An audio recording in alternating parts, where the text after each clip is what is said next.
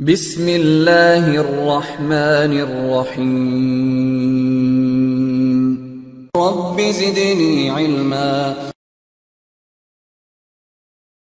قرآن کریم میں بیان شدہ واقعات اور قصص میں سب سے بڑا قصہ موسیٰ علیہ السلام کا ہے۔ آپ اللہ کے اولو العزم رسول تھے۔ آپ کا قصہ قرآن کریم کی 73 سورتوں میں جا بجا پھیلا ہوا ہے۔ 73 سورتوں میں پھیلے ہوئے قصے کو یکجا کرنا آسان کام نہیں۔ ایسے واقعات کی جزیات کو قرآن و حدیث کی چھلنی میں سے گزارنا انتہائی ضروری ہے، تاکہ ہر بات قرآن اور حدیث سے منطبق ہو جائے اور ان کے نزول کا منشا اور تقاضا بھی پورا ہو جائے۔ تو آئیے سنتے ہیں قصہ سیدنا موسیٰ علیہ السلام کا۔ اللہ تعالی سورۃ القصص آیت 1 تا 3 میں فرماتے ہیں، بسم اللہ الرحمن الرحیم طاسین میم تلک آیات الکتاب المبین نتلو علیک من نبأ موسیٰ وفرعون بالحق لقوم یؤمنون۔ شروع اللہ کے نام سے جو بڑا مہربان نہایت رحم والا ہے۔ تا سین میم، یہ روشن کتاب کی آیات ہیں۔ ہم آپ کے سامنے موسیٰ اور فرعون کا صحیح واقعہ بیان فرماتے ہیں ان لوگوں کے لیے جو ایمان رکھتے ہیں۔ ان آیات میں اہل ایمان کے لیے نصیحت اور یاد دہانی ہے، جبکہ انہی آیات میں فاسق، نافرمان اور کجرا لوگوں کے لیے ڈراوا اور وعید ہے۔ موسیٰ علیہ السلام اللہ تعالیٰ کے مخلص پیغمبر ہیں۔ انہیں اللہ سے ہم کلام ہونے کا شرف بھی حاصل ہے۔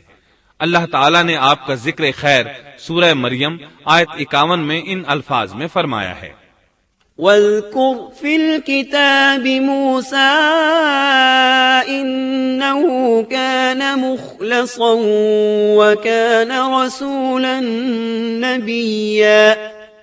اس قرآن میں موسیٰ کا ذکر بھی کیجئے جو چنا ہوا اور رسول اور نبی تھا۔ آپ کا نسب نامہ اس طرح ہے، موسیٰ بن عمران بن قاہس بن لاوا بن یعقوب بن اسحاق بن ابراہیم علیہ السلام۔ آپ کے اور یعقوب علیہ السلام کے درمیان زیادہ فاصلہ نہیں۔ موسیٰ علیہ السلام سانولے رنگ کے تھے، کافی تنومند اور لہیم شہیم تھے، قوت اور ہمت والے تھے، حتیٰ کہ بعض نے لکھا ہے کہ ان میں 10 آدمیوں کی طاقت موجود تھی۔ آپ کی زبان میں لکنت تھی۔ سورہ زخرف آیت 52 میں اللہ تعالی نے فرعون کی زبانی یہ بات نقل کی ہے، ام انا خیر من هذا الذی هو مہین ولا یکاد یبین۔ کیا میں بہتر نہیں ہوں بنسبت اس کے جو بے توقیر ہے اور صاف بول بھی نہیں سکتا۔ آپ کبھی کبھی بات کرتے ہوئے اٹک جاتے تھے، لیکن یہ بات نبی ہونے میں مانے نہیں۔ سورۃ القصص آیت 34 میں ہے، وَأَخِي هَارُونُ هُوَ أَفْصَحُ مِنِّي لِسَانًا۔ اور میرا بھائی ہارون مجھ سے بہت زیادہ فصیح زبان والا ہے۔ آپ کی گفتگو میں روانی نہیں تھی، یہی وجہ ہے کہ آپ نے ہارون علیہ السلام کے ذریعے اللہ تعالی سے مدد مانگی۔ اس کی تفصیل یوں ہے، بنو اسرائیل یعنی سیدنا یعقوب علیہ السلام کی اولاد نے سیدنا یوسف علیہ السلام کے زمانے میں فلسطین سے مصر کی جانب نقل مکانی کی، جیسا کہ ہم نے قصہ یوسف کے آخر میں ذکر کیا ہے، اور سورہ یوسف آیت 99 میں ہے، آوَا إِلَيْهِ أَبَوَيْهِ۔ یوسف نے اپنے ماں باپ کو اپنے پاس جگہ دی۔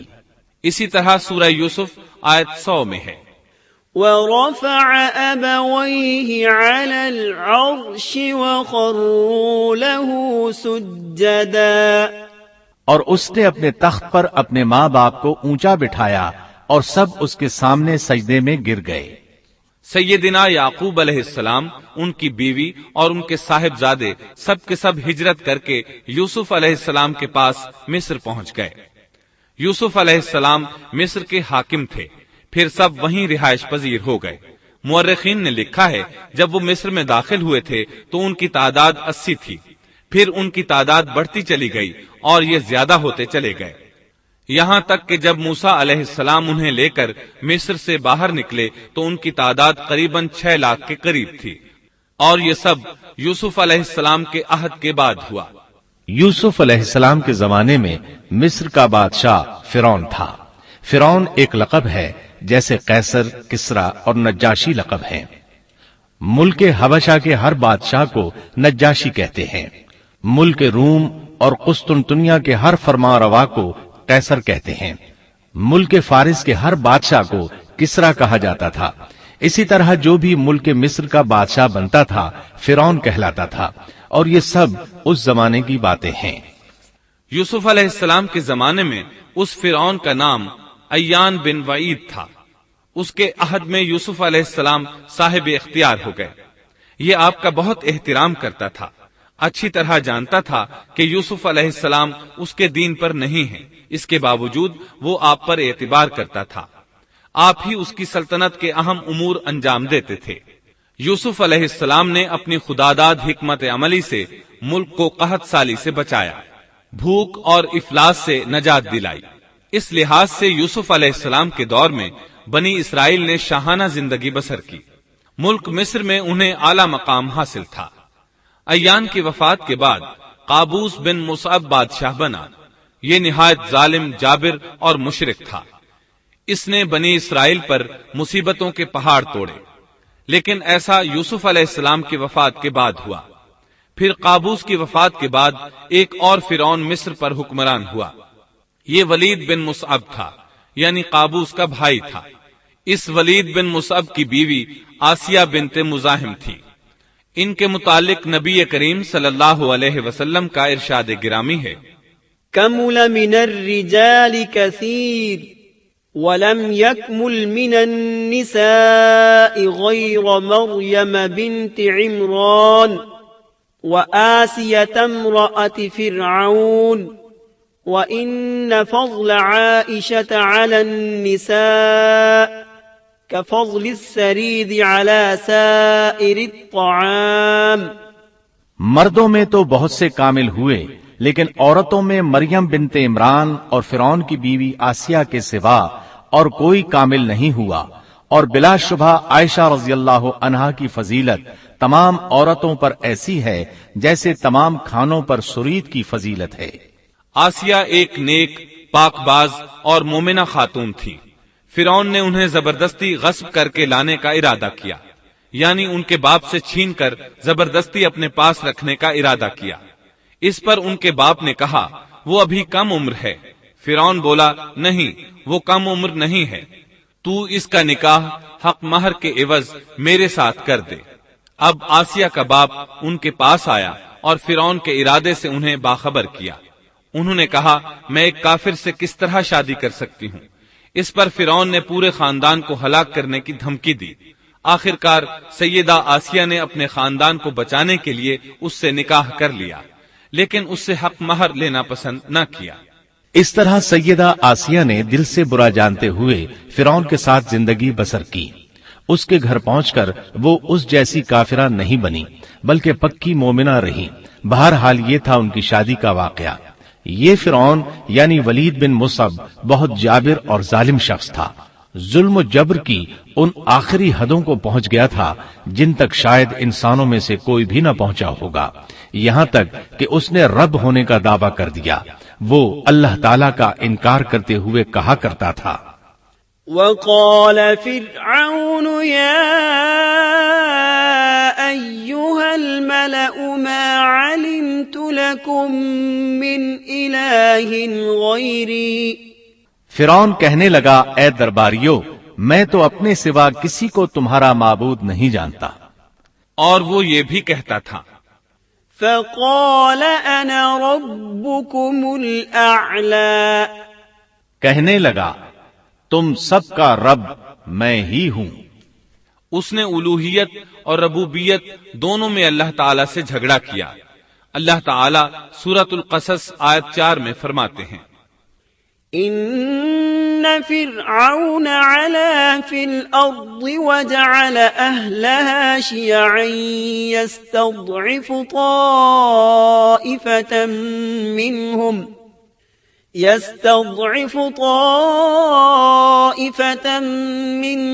يذبح أبناءهم ويستحيي نساءهم إنه كان من المفسدين۔ یقیناً فرعون نے زمین میں سرکشی کر رکھی تھی اور وہاں کے لوگوں کو گروہ گروہ بنا رکھا تھا اور ان کے ایک فرقے کو کمزور کر رکھا تھا اور ان کے لڑکوں کو تو ذبح کر ڈالتا تھا اور ان کی لڑکیوں کو زندہ چھوڑ دیتا تھا۔ بلا شک و شبہ وہ تھا ہی فساد کرنے والوں میں سے۔ اس نے لوگوں کے گروہ اور جماعتیں بنا رکھی تھی۔ فرعون کے زمانے میں بنی اسرائیل سب سے حقیر اور کم درجہ قوم تھی۔ فرعون نے انہیں حد درجے ذلیل اور بے عزت بنا رکھا تھا۔ سبھی کو معاشرے میں نچلے طبقے میں شمار کیا جاتا تھا، جبکہ مصر میں یہی لوگ شاہانہ زندگی گزارا کرتے تھے۔ فرعون نے اعلان کرا رکھا تھا کہ بنی اسرائیل سب کے سب غلام ہیں۔ وہ ان سے زر خرید غلاموں کی طرح مزدوری لیا کرتا تھا۔ ان کی عورتوں سے لونڈیوں باندیوں جیسا برتاؤ کیا جاتا تھا۔ وہ جو چاہتا تھا ان سے کرتا تھا۔ اس نے یہ حکم اپنی رعایا میں عام دے رکھا تھا۔ مصر کے باشندے اعلیٰ درجے کے لوگ سمجھے جاتے تھے، وہ قبطی کہلاتے تھے۔ فرعون نے بنی اسرائیل کو غلام اور محکوم بنا رکھا تھا اور انہیں ہر طرح سے کمزور کر دیا تھا۔ اللہ تعالیٰ سورۃ القصص آیت 4 میں فرماتے ہیں، يستضعف طائفة منهم، اور اس نے ان میں سے ایک فرقے کو کمزور کر رکھا تھا۔ بنی اسرائیل اس ذلت سے نجات پانے کا انتظار کر رہے تھے، اور اس کی وجہ یہ تھی کہ انہیں ایک بشارت ملی ہوئی تھی۔ اس کے مطابق ان کا نظریہ تھا کہ فرعون کے گھر سے ایک بچہ نکلے گا جو انہیں نجات دلائے گا، اور یہ بھی بیان کیا جاتا ہے کہ یہ بشارت انہیں اس طرح ملی تھی کہ خود فرعون نے خواب دیکھا تھا کہ بیت المقدس سے آگ نکل کر مصر کی جانب بڑھتی چلی آ رہی ہے۔ وہ آگ مصر میں موجود تمام لوگوں کو جلائے ڈالتی ہے، مگر اس آگ سے بنی اسرائیل کے گھر محفوظ رہتے ہیں۔ فرعون نے اس خواب کی تعبیر کاہنوں سے پوچھی۔ وہ کاہن اس کے نزدیک عالم تھے۔ انہوں نے خواب کی تعبیر یہ بتائی کہ بنی اسرائیل میں ایک بچہ ایسا پیدا ہونے والا ہے جس کی وجہ سے مصریوں کی ہلاکت ہوگی۔ یہ تعبیر سن کر فرعون ڈر گیا۔ تب اس نے ایک خوفناک حکم جاری کیا، اقتلوا كل من يولد من بني اسرائیل، بنی اسرائیل میں جو بچہ پیدا ہو اسے قتل کر دیا جائے۔ اللہ کی قدرت دیکھیے کہ ہارون علیہ السلام اس سے پہلے پیدا ہو چکے تھے اور موسیٰ علیہ السلام کی والدہ امید سے تھی۔ فرعون نے اپنا حکم یوں جاری کیا تھا کہ اگر ان کے ہاں بیٹے پیدا ہوں تو انہیں قتل کر دو، بیٹیاں پیدا ہوں تو انہیں زندہ چھوڑ دیا جائے۔ چنانچہ ایسا ہی کیا جانے لگا۔ ہر نومولود بچے کو قتل کیا جانے لگا، بچیوں کو چھوڑ دیا جاتا۔ یہ تھا بچوں کو ذبح کرنے کا حکم جو بنی اسرائیل میں شروع ہوا۔ اس کا طریقہ انہوں نے یہ اختیار کیا کہ ہر حاملہ خاتون کی نگرانی شروع کر دی۔ دایا عورتوں کے ذمے یہ ڈیوٹی لگائی کہ حاملہ مستورات کی اطلاع دیں گی، اور جو دایا اطلاع نہ دیتی اسے بھی قتل کر دیا جاتا۔ اس طرح فرعون اور اس کے وزیروں کو ہر نومولود سے باخبر رکھا جاتا تھا۔ ان دنوں سیدنا موسیٰ علیہ السلام کی والدہ اپنے حمل کے ابتدائی دنوں میں تھیں۔ انہوں نے اس بات کو چھپائے رکھا اور دایا کا کام کرنے والی عورتوں سے بھی خود کو چھپائے رکھا، یہاں تک کہ درد ذہ کا وقت آ پہنچا اور انہوں نے بچے کو جنم دیا۔ اس بارے میں سوائے قریبی لوگوں کے کوئی نہیں جانتا تھا۔ بچے کی پیدائش کے بعد وہ فکر مند رہنے لگیں۔ حمل کے دنوں میں تو انہوں نے خود کو چھپا لیا تھا، اب بچے کو کیسے چھپائیں؟ پھر بھی اپنی پوری کوشش کرتی رہیں، یہاں تک کہ ان کے پاس اللہ کا حکم آ گیا۔ یہ حکم اللہ نے ان کے دل میں ڈالا تھا، یعنی القاء کیا گیا تھا۔ یہ وہ وحی نہیں تھی جو پیغمبروں پر آتی ہے۔ سورۃ القصص آیت 7 میں ہے، وَأَوْحَيْنَا إِلَىٰ أُمِّ مُوسَىٰ أَنْ أَرْضِعِيهِ فَإِذَا خِفْتِ عليه فألقيه في اليم ولا تخافي ولا تحزني إنا رادوه إليك وجاعلوه من المرسلين۔ اور ہم نے موسیٰ کی ماں کو وحی کی کہ اسے دودھ پلاتی رہ، اور جب تجھے اس کی نسبت کوئی خوف معلوم ہو تو اسے دریا میں بہا دینا، اور کوئی ڈر خوف یا رنج غم نہ کرنا، ہم یقیناً اسے تیری طرف لوٹانے والے ہیں اور اسے اپنے پیغمبروں میں بنانے والے ہیں۔ مطلب یہ تھا کہ جب تفتیش اور تحقیق شروع ہو یا خطرات بڑھ جائیں تو اسے دریا میں ڈال دیں۔ امام اسمعی رحمت اللہ علیہ نے ایک بچی کو چند اشعار گنگناتے سنا تو کہنے لگے ان اشعار میں کتنی فصاحت ہے۔ اس بچی نے ان کی بات سن کر کہا اللہ تعالیٰ کے اس فرمان کے بعد کوئی فصاحت باقی نہیں رہ گئی۔ وَأَوْحَيْنَا إِلَىٰ أُمِّ مُوسَىٰ أَنْ أَرْضِعِيهِ فَإِذَا خِفْتِ عَلَيْهِ فَأَلْقِيهِ فِي الْيَمِّ وَلَا تَخَافِي وَلَا تَحْزَنِي إِنَّا رَادُّوهُ إِلَيْكِ وَجَاعِلُوهُ مِنَ الْمُرْسَلِينَ۔ اس آیت مبارکہ میں بیک وقت دو خبریں، دو احکام، دو حکم امتناعی اور دو بشارتیں ہیں، یعنی ہم نے موسیٰ کی ماں کو وحی کی کہ اسے دودھ پلاتی رہے، یہ دو خبریں ہیں، اور جب تجھے خوف محسوس ہو تو اسے دریا میں بہا دے، یہ دو حکم ہیں۔ کوئی خوف نہ کھا اور کوئی غم نہ کر، یہ دو امتناعی حکم ہیں۔ ہم یقیناً اسے تیری طرف لوٹانے والے ہیں اور اسے اپنے پیغمبروں میں سے ایک پیغمبر بنانے والے ہیں، یہ دو بشارتیں ہیں۔ اور پھر واقعی تلاش شروع ہو گئی، بنی اسرائیل پر سختی کی گئی۔ موسیٰ علیہ السلام کی ماں نے اللہ کے حکم کے مطابق بچے کو صندوق میں رکھا اور دریا میں چھوڑ دیا۔ ساتھ ہی موسیٰ علیہ السلام کی بہن سے کہا تو بھی اس کے پیچھے پیچھے چلتی جا۔ چنانچہ وہ دریائے نیل کی موجوں میں چلے اور ان کی بہن کنارے کنارے چلی، اپنے بھائی کی نگرانی کرتی جا رہی ہے کہ دریا میں ڈالنے کے بعد کیا بنتا ہے۔ اللہ تعالیٰ سورۃ القصص آیت 11 میں فرماتے ہیں وقالت لأخته قصيه فبصرت به عن جنب وهم لا يشعرون۔ موسیٰ کی والدہ نے ان کی بہن سے کہا تو اس کے پیچھے پیچھے جا، تو وہ اسے دور ہی دور سے دیکھتی رہی اور فرعونیوں کو اس کا علم بھی نہ ہوا۔ صندوق بہتا ہوا فرعون کے محلات کے قریب آن ٹھہرا۔ محلات دریائے نیل کے کنارے تھے۔ اللہ تعالیٰ سورۃ القصص میں فرماتے ہیں آخر فرعون کے آدمیوں نے صندوق اٹھا لیا، آخرکار یہی بچہ ان کا دشمن ہوا اور ان کے رنج کا باعث بنا۔ اب وہ اس کی بھلائی چاہ رہے ہیں لیکن وہی فرعونیوں کے لیے وبال جان بننے والا تھا۔ اللہ سورۃ القصص آیت 8 میں فرماتے ہیں إن فرعون وهامان وجنودهما كانوا خاطئين۔ کچھ شک نہیں کہ فرعون اور حامان اور ان کے لشکر تھے ہی خطا کار۔ فرعون کی بیوی نے فوراً پہچان لیا کہ یہ بچہ بنی اسرائیل میں سے ہے، چنانچہ اس نے کہا وقالت امرأة فرعون قرة عين لي ولك لا تقتلوه عسى أن ينفعنا أو نتخذه ولدا وهم لا يشعرون۔ اور فرعون کی بیوی نے کہا یہ تو میری اور تیری آنکھوں کی ٹھنڈک ہے، اسے قتل نہ کرو، بہت ممکن ہے یہ ہمیں کوئی فائدہ پہنچائے یا ہم اسے اپنا بیٹا ہی بنا لیں، اور یہ لوگ شعور ہی نہیں رکھتے تھے۔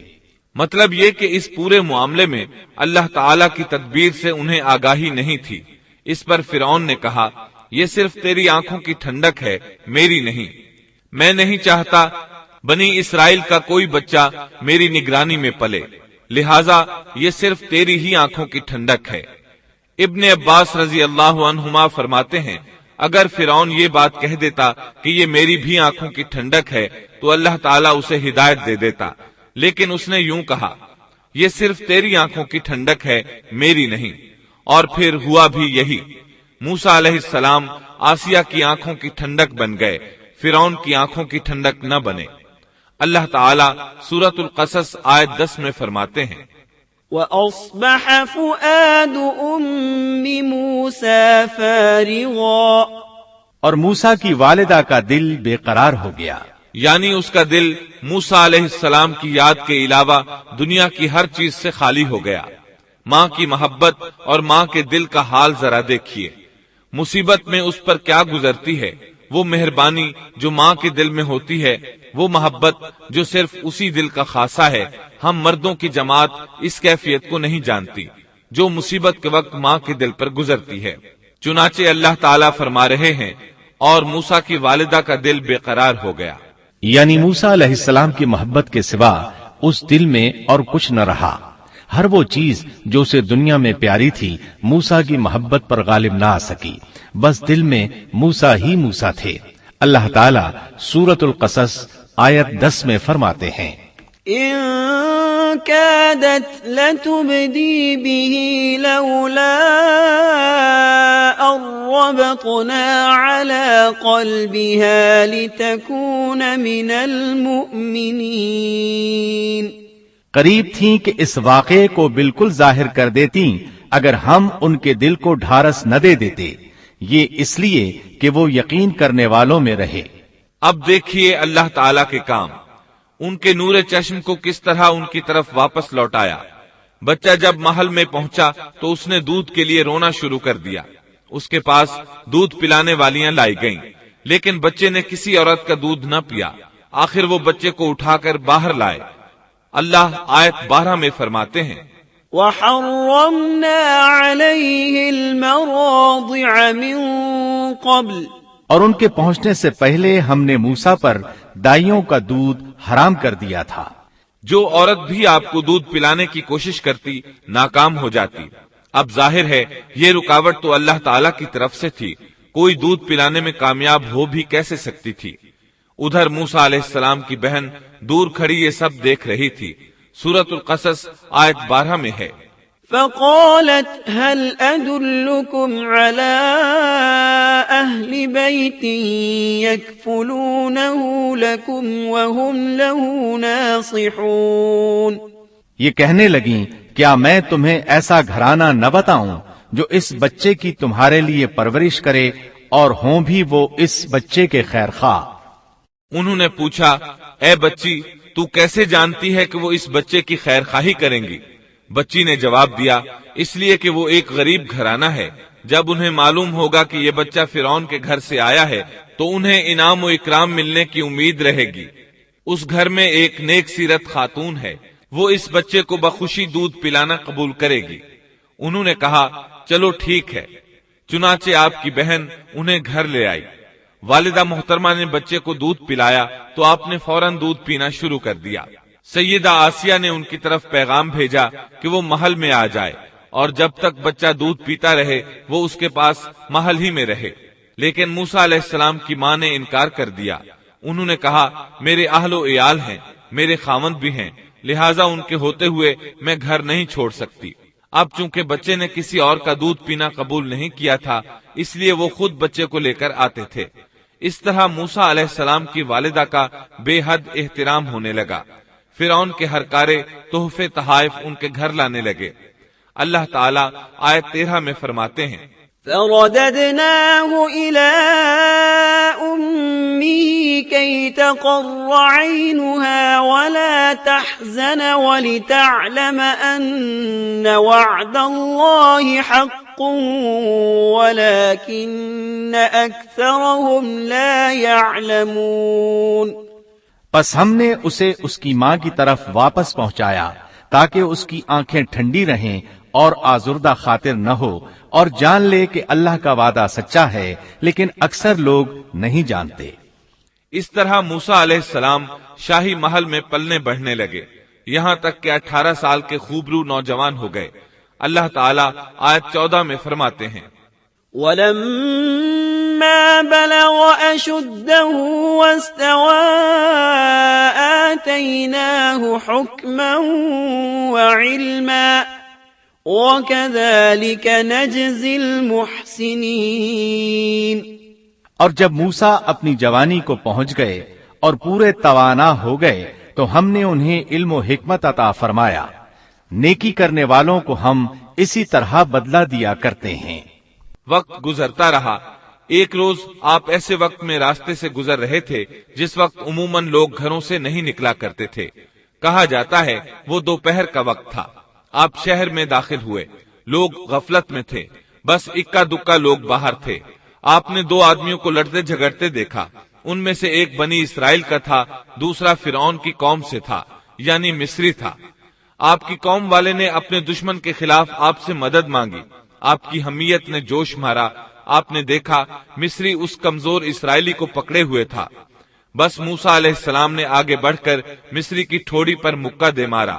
آپ کا مقصد تو بس اسرائیلی کی مدد کرنے کا تھا، لیکن موسیٰ علیہ السلام میں بہت قوت تھی، اس لیے ایک ہی مکہ لگنے سے مصری کا کام تمام ہو گیا۔ سورۃ القصص آیت 15 میں ہے، فَوَكَزَهُ مُوسَى فَقَضَى عَلَيْهِ، پس موسیٰ نے اس کے مکہ مارا جس سے وہ مر گیا۔ موسیٰ علیہ السلام کو بہت تعجب ہوا کہ یہ کیا ہو گیا۔ ان کا قتل کرنے کا تو کوئی ارادہ نہیں تھا۔ موسیٰ علیہ السلام نے فوراً کہا، هذا من عمل الشیطان، یہ تو شیطانی کام ہے۔ آپ یہ کہنا چاہتے تھے میرا ارادہ تو اسے قتل کرنے کا نہیں تھا، یہ فعل تو شیطان نے کیا ہے۔ شیطان ہی نے مجھے بے قابو کر دیا تھا، مجھے اپنی طاقت پر اختیار نہ رہا، مجھ سے اس انسان کے قتل والا برا کام سرزد کرا دیا۔ آیت 15 میں اللہ تعالیٰ فرماتے ہیں، إنه عدو مضل مبين، یقیناً شیطان دشمن اور کھلے طور پر بہکانے والا ہے۔ اس سے معلوم ہوا کہ موسیٰ علیہ السلام جانتے تھے شیطان دشمن ہے، وہ گمراہ کرتا ہے، اور یہ بھی معلوم ہوا کہ آپ موحد تھے، توحید پرست تھے اور مشرکین میں سے نہ تھے۔ یہی تو باتیں ہیں جو اللہ تعالیٰ نے بیان فرمائی ہیں۔ مثلاً آیت 14 میں ہے، وَكَذَلِكَ نَجْزِي الْمُحْسِنِينَ، اور نیکی کرنے والوں کو ہم اسی طرح بدلہ دیا کرتے ہیں۔ آپ ایمان پر تھے، کفر پر نہیں تھے۔ آپ نے اللہ تعالیٰ سے اس بلا ارادہ ہو جانے والے گناہ کی معافی مانگی، اللہ تعالیٰ کے حضور توبہ کی، جیسا کہ آیت 16 میں آتا ہے، قال رب إني ظلمت نفسي فاغفر لي فغفر له إنه هو الغفور الرحيم۔ پھر کہنے لگا کہ اے پروردگار، میں نے خود اپنے اوپر ظلم کیا، تو مجھے معاف فرما دے۔ اللہ نے اسے بخش دیا، وہ بخشنے والا اور بہت مہربانی کرنے والا ہے۔ یہ گناہ بلا ارادہ ہوا تھا، خطا تھی۔ پھر آپ نے ان الفاظ میں اللہ سے وعدہ کیا، قال رب بما أنعمت علي فلن أكون ظهيرا للمجرمين۔ کہنے لگا اے میرے رب، جیسے تو نے مجھ پر یہ کرم کیا، میں بھی اب ہرگز کسی گناہگار کا مددگار نہیں بنوں گا۔ آپ کا مطلب یہ تھا کہ باری تعالیٰ آپ نے مجھے معافی دے کر مجھ پر کرم کیا۔ گویا آپ کو سمجھ آ گئی تھی کہ اللہ تعالیٰ نے ان کی توبہ قبول کر لی ہے، ان پر رحم فرما دیا ہے۔ چنانچہ اب وعدہ کر رہے ہیں کہ کسی گناہگار کی کبھی مدد نہیں کریں گے، بلکہ ان کے خلاف رہیں گے۔ تاہم انہیں اس بات کا خدشہ لاحق ہو گیا تھا کہ کہیں انہیں اس مصری کے قتل کے بدلے میں قتل نہ کر دیا جائے، جیسا کہ آیت 18 میں آتا ہے، فأصبح في المدينة خائفا يترقب فإذا الذي استنصره بالأمس يستصرخه قال له موسى إنك لغوي مبين۔ صبح ہی صبح ڈرتے اندیشے کی حالت میں خبریں لینے کے لیے شہر میں گئے۔ اچانک دیکھا کہ وہی شخص جس نے کل ان سے مدد طلب کی تھی ان سے فریاد کر رہا ہے۔ موسیٰ نے اس سے کہا کہ اس میں شک نہیں، تو سری گمراہ ہے۔ مطلب یہ کہ جب وہ شہر پہنچے تو انہوں نے کل جیسا ہی منظر دیکھا، وہی اسرائیلی ایک دوسرے مصری سے لڑ رہا تھا۔ انہیں دیکھ کر اس نے پھر ان سے مدد مانگی۔ تب آپ نے فرمایا تو جھگڑالو آدمی ہے، تاہم آپ آگے بڑھے تاکہ مصری کے مقابلے میں اس کی مدد کریں۔ تب وہ کہنے لگا، قال يا موسى أتريد أن تقتلني كما قتلت نفسا بالأمس؟ وہ کہنے لگا کہ موسیٰ، کیا جس طرح تو نے کل ایک شخص کو قتل کیا ہے مجھے بھی مار ڈالنا چاہتا ہے؟ اس کی اس بات سے موسیٰ علیہ السلام سمجھ گئے کہ کل والی خبر شہر میں پھیل چکی ہے۔ اب انہوں نے خود کو چھپانا چاہا۔ اس وقت آپ کے پاس آل فرعون میں سے ایک مومن آدمی بھاگتا ہوا آیا۔ وہ موسیٰ علیہ السلام سے بہت محبت کرتا تھا۔ اس کا ذکر آیت 20 میں آیا ہے۔ وجاء رجل من أقصى المدينة يسعى قال يا موسى إن الملأ يأتمرون بك ليقتلوك فاخرج إني لك من الناصحين۔ شہر کے پرلے کنارے سے ایک شخص دوڑتا ہوا آیا اور کہنے لگا، موسیٰ، یہاں کے سردار تیرے قتل کا مشورہ کر رہے ہیں، پس تو فوراً چلا جا، مجھے اپنا خیر خواہ مان۔ اس سے پہلے کہ وہ تجھے گرفتار کر لیں، جلدی کر، یہاں سے نکل جا۔ آپ خوف زدہ ہو گئے کیونکہ فرعون تو پہلے ہی آپ سے محبت نہیں کرتا تھا۔ اس نے تو آپ کو سیدہ آسیہ کے کہنے پر محل میں رکھا تھا۔ اس کے علاوہ فرعون کی قوم کے دوسرے سردار بھی یہ بات اچھی طرح جانتے تھے کہ آپ بنی اسرائیل میں سے ہیں۔ وہ آپ سے بغض رکھتے تھے۔ اب تو ان کے ہاتھ موقع آ گیا تھا۔ اس موقع سے فائدہ اٹھاتے ہوئے انہوں نے قتل کا مشورہ کیا تھا۔ چنانچہ موسیٰ علیہ السلام وہاں سے خوف زدہ ہو کر نکل کھڑے ہوئے۔ مصری آپ کی تلاش میں تھے۔ فرعون نے اپنے جاسوس آپ کی تلاش میں بھیج دیے تھے۔ ادھر موسیٰ علیہ السلام اللہ تعالی سے یہ دعا مانگ رہے تھے، رب نجنی من القوم الظالمین۔ اے میرے پروردگار، مجھے ظالموں کے گروہ سے بچا لے۔ اللہ تعالیٰ نے آپ کی دعا قبول فرمائی، آپ کو راستہ بھی دکھایا۔ آپ جنگل کی طرف نکل کھڑے ہوئے۔ آپ کے پاس کھانا تھا نہ پانی، نہ آپ کے پاس سواری کا جانور تھا۔ آپ کو کچھ معلوم نہیں تھا کہ کدھر جا رہے ہیں۔ بس آپ جنگل میں چلتے رہے۔ آپ مصر سے فلسطین کی طرف جا رہے تھے۔ راستے میں آپ کے جوتے بھی ٹوٹ گئے۔ اب ننگے پاؤں سفر شروع ہوا۔ بھوک لگتی تو درختوں کے پتے کھا لیتے۔ اس طرح آپ مدین پہنچ گئے۔ آپ سن چکے ہیں، مدین اللہ کے نبی شعیب علیہ السلام کی بستی تھی۔ اس وقت شعیب علیہ السلام کافی بوڑھے ہو چکے تھے، اور یہ واقعات شعیب علیہ السلام کی قوم کی تباہی کے بعد کے ہیں۔ آپ مدین کے پانی پر پہنچ گئے۔ بستی کے باہر ان لوگوں کی پانی کی جگہ تھی۔ وہیں وہ لوگ اپنے جانوروں کو پانی پلاتے تھے، اپنے لیے بھی وہیں سے پانی لیتے تھے۔ موسیٰ علیہ السلام نے دیکھا کہ لوگ آ جا رہے ہیں، کسی کے پاس بکری ہے، کسی کے پاس اونٹ ہے۔ انہوں نے حوض بنا رکھے ہیں، وہ کنویں سے پانی نکال کر ان حوضوں میں ڈالتے ہیں۔ مال مویشی کے لیے الگ حوض ہے اور انسانوں کے لیے الگ حوض ہیں۔ آپ نے وہاں دو ایسی عورتوں کو دیکھا جن کے پاس بکریاں تھیں۔ وہ اپنی بکریوں کو پانی سے دور ایک طرف لیے کھڑی تھیں، ان کو پانی کی طرف جانے سے روکے ہوئے تھیں۔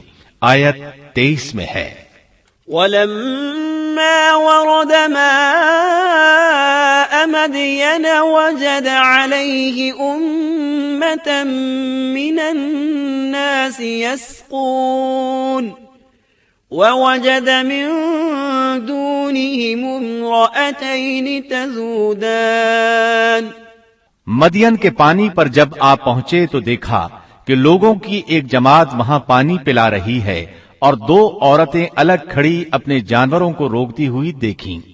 موسیٰ علیہ السلام کو یہ دیکھ کر حیرت ہوئی کہ سب لوگ تو اپنے جانوروں کو پانی پلا رہے ہیں اور یہ دونوں پیچھے کھڑی ہیں۔ یہ کیا معاملہ ہے؟ قال ما خطبكما؟ پوچھا کہ تمہارا کیا حال ہے؟ یعنی تم اپنی بکریوں کو پانی کیوں نہیں پلا رہی؟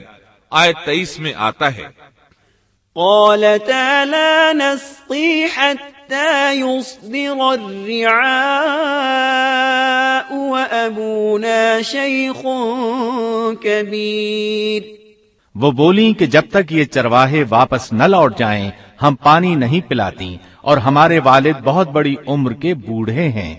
مطلب یہ کہ اتنی بھیڑ میں ہم کیسے داخل ہوں۔ یہ سن کر موسیٰ علیہ السلام آگے بڑھے، طاقت سے ان لوگوں کو پیچھے ہٹایا اور پانی نکال کر ان کی بکریوں کو پلایا، پھر ایک درخت کے سائے تلے جا بیٹھے اور یوں دعا کرنے لگے، فقال رب إني لما أنزلت إلي من خير فقير۔ اے پروردگار تو جو کچھ بھلائی میری طرف اتارے میں اس کا محتاج ہوں۔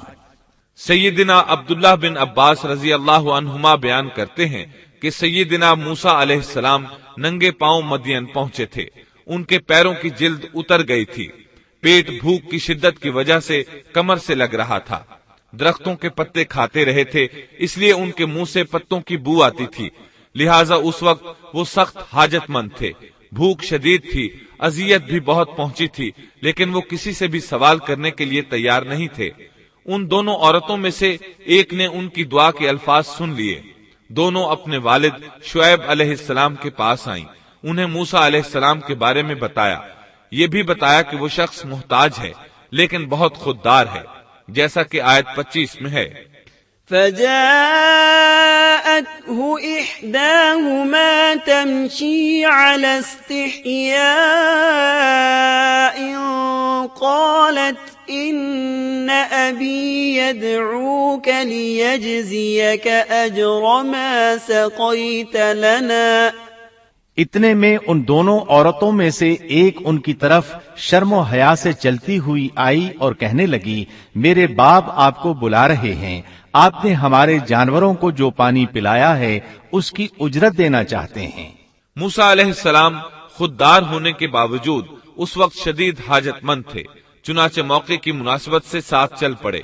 وہ عورت مارے حیا کے چھپ رہی تھی، یہ بات محسوس کر کے موسیٰ علیہ السلام اس سے آگے چلنے لگے، کوئی موڑ نہ ہوتا تو لڑکی اس سمت میں کنکر پھینک دیتی، موسیٰ علیہ السلام اس سمت میں مڑ جاتے، اس طرح وہ گھر تک پہنچے۔ موسیٰ علیہ السلام کی ملاقات شعیب علیہ السلام سے ہوئی، انہوں نے اپنے بارے میں بتایا، جو واقعات ان کے ساتھ پیش آئے تھے وہ بتائے۔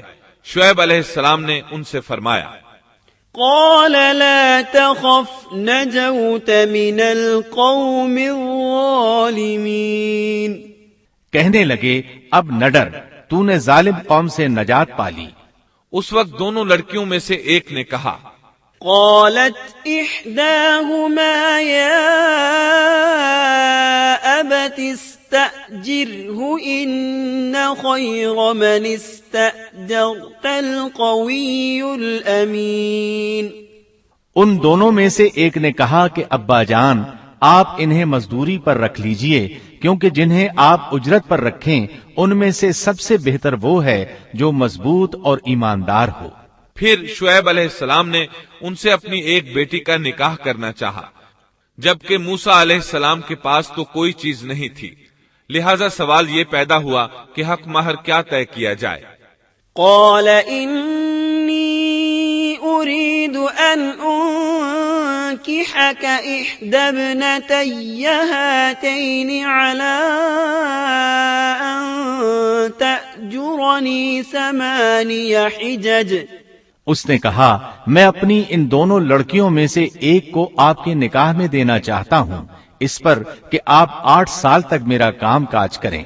ساتھ ہی فرمایا، فَإِنْ أَتْمَمْتَ 10 فَمِنْ عِنْدِكَ۔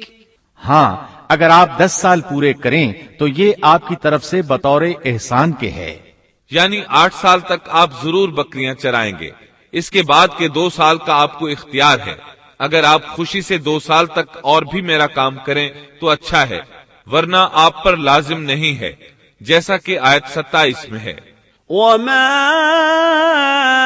أُرِيدُ أَنْ أَشُقَّ عَلَيْكَ ستجدني إن شاء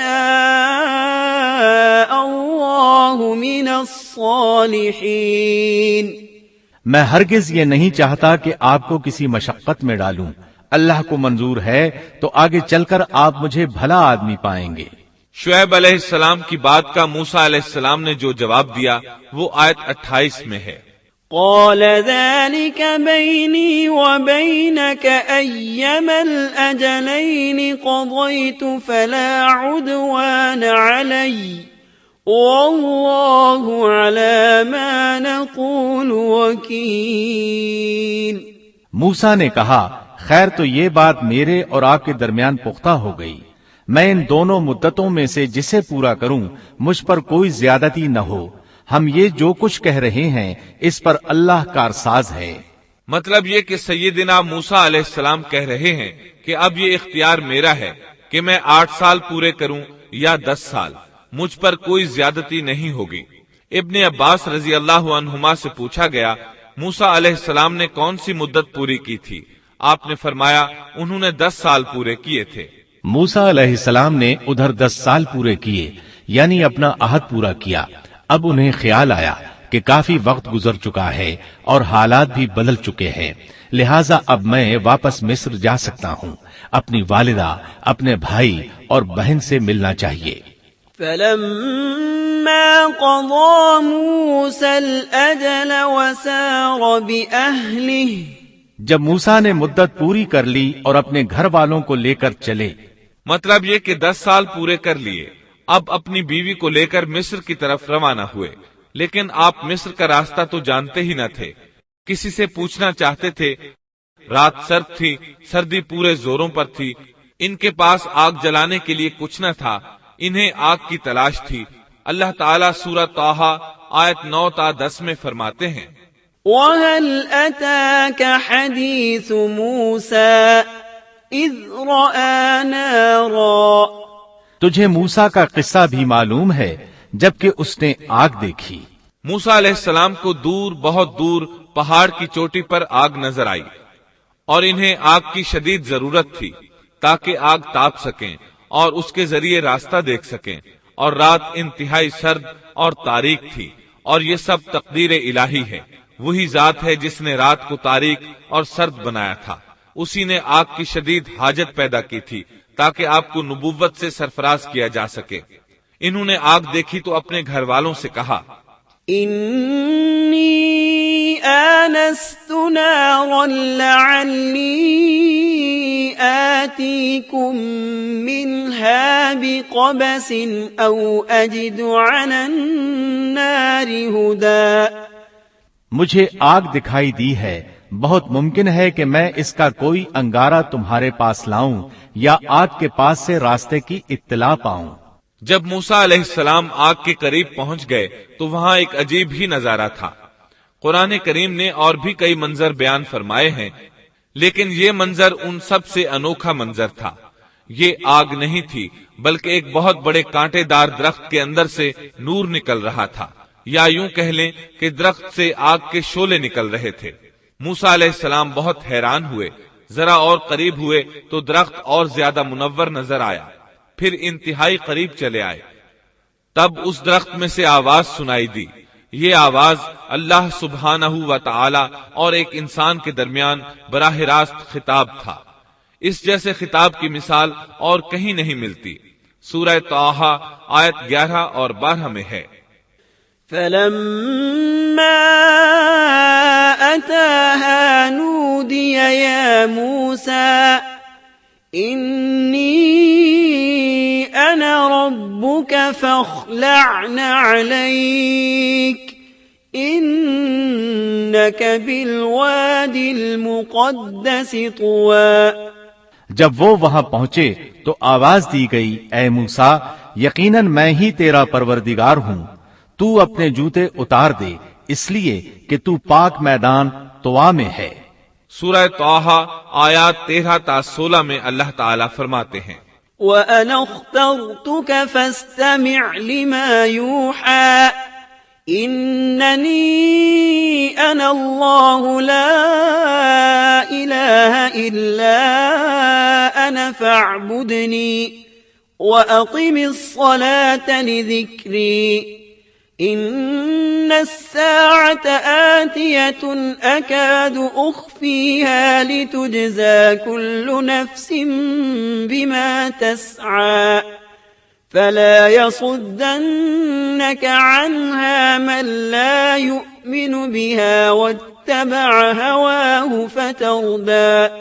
اور میں نے تجھے منتخب کر لیا ہے، اب جو وحی کی جائے اسے کان لگا کر سن. بے شک میں ہی اللہ ہوں، میرے سوا کوئی عبادت کے لائق نہیں، بس تو میری ہی عبادت کر اور میری یاد کے لیے نماز قائم رکھ. قیامت یقیناً آنے والی ہے جس کو میں پوشیدہ رکھنا چاہتا ہوں تاکہ ہر شخص کو وہ بدلہ دیا جائے جو اس نے کوشش کی ہو. پس اب اس کے یقین سے تجھے کوئی ایسا شخص روک نہ دے جو اس پر ایمان نہ رکھتا ہو اور اپنی خواہش کے پیچھے پڑا ہو، ورنہ تو ہلاک ہو جائے گا. قرآن کریم میں یہ مضمون دیگر مقامات پر بھی بیان ہوا ہے. سورۃ القصص آیت 30 میں ہے، فلما أتاها نودي من شاطئ الوادي الأيمن في البقعة المباركة من الشجرة أن يا موسى إني أنا الله رب العالمين. پس جب وہاں پہنچے تو اس بابرکت زمین کے میدان کے دائیں کنارے کے درخت میں سے آواز دیے گئے کہ اے موسیٰ، یقیناً میں ہی اللہ ہوں، سارے جہانوں کا پروردگار. اللہ تعالیٰ نے براہ راست ان سے کلام فرمایا، ان سے خطاب کیا اور اپنی عظمت کو ان کے سامنے ظاہر کیا. پھر پوچھا، وما تلك بيمينك يا موسى. اے موسیٰ، تیرے اس دائیں ہاتھ میں کیا ہے؟ اللہ تعالیٰ تو جانتے تھے، لیکن اپنی قدرت دکھانے کے لیے پوچھا. موسیٰ علیہ السلام نے جواب دیا، قال هي عصاي أتوكأ عليها وأهش بها على غنمي ولي فيها مآرب أخرى.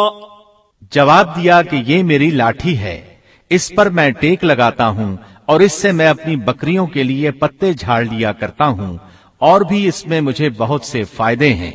اللہ تعالیٰ نے فرمایا، اسے ہاتھ سے نیچے ڈال دے. جو ہی موسیٰ علیہ السلام نے لاٹھی نیچے گرائی، وہ سانپ بن کر دوڑنے لگا.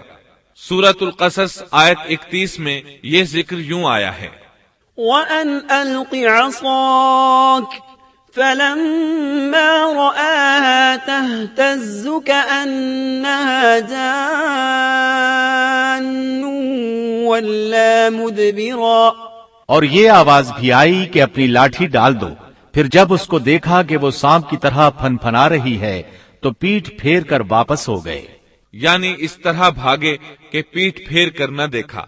ایسے میں اللہ تعالیٰ نے آواز دی، يا موسى أقبل ولا تخف إنك من الآمنين. اے موسیٰ، آگے آ، ڈر مت، یقیناً تو ہر طرح امن والا ہے. اسی طرح سورہ طٰہٰ آیت 21 میں فرمایا، قال خذها ولا تخف سنعيدها سيرتها الأولى. فرمایا بے خوف ہو کر اسے پکڑ لے، ہم اسے اسی پہلی سی صورت میں دوبارہ لا دیں گے. یعنی اسے دوبارہ لاٹھی بنا دیں گے. موسیٰ علیہ السلام واپس پلٹے، اس کو دم سے پکڑا تو وہ پھر لاٹھی بن گئی.